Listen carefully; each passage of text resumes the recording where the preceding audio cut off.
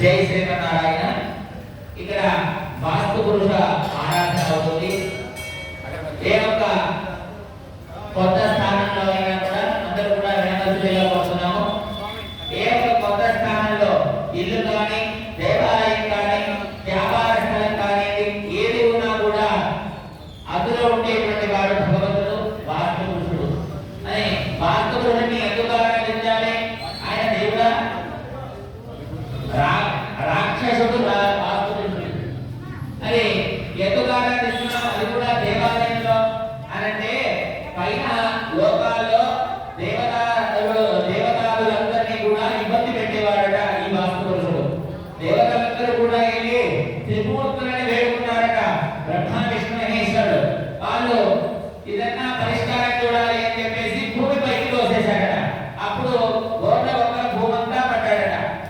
మరి నన్ను ఇక్కడికి తోసారయ్యా మీరు ముగ్గురు కలిసి, మరి నాకు ఉండేటువంటి స్థలం ఎక్కడ, ఆహారం ఎక్కడ, జంట ఎక్కడ అంటే ఇక నువ్వు ఏదైతే కొత్త స్థలాలు ఉన్నాయో నాది అని అందరి ఎవరైతే ఉంటారో అదంతా ఇదే, అక్కడంతా నువ్వే ఉండు.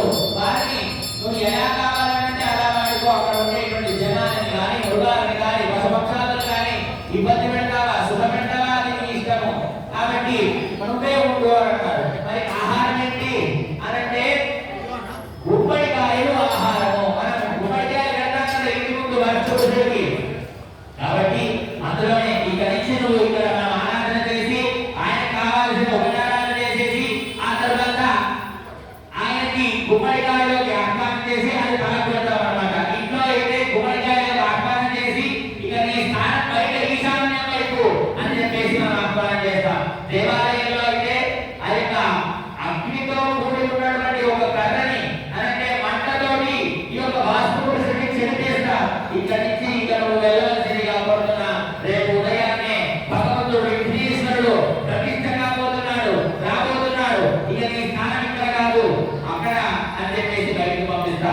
కాబట్టి ఇప్పుడు జరిగేటువంటి ఆరాధన అది మీరు తీసుకొని బయటకు వస్తారు. వచ్చినప్పుడు ఎవరు కూడా అడ్డుగా ఉండకండి. స్వామి ఆలయంలో వెళ్తాడు. ఆలయంలో వెళ్ళిన తర్వాత వెనకాలలో ఉన్నటువంటి కొత్త స్థలంగా మనం నిర్మించుకున్నటువంటి ఆ యొక్క అన్నదానానికి సంబంధించినటువంటి స్థలం ఉంది కదా, ఆ స్థలానికి వెళ్తారు. కావున మీరెవరు కూడా అడ్డు రాకండి. తర్వాత గుమ్మడిగా కొడుతుంటే ఎవరు కూడా ఎదురుగా ఉండకండి.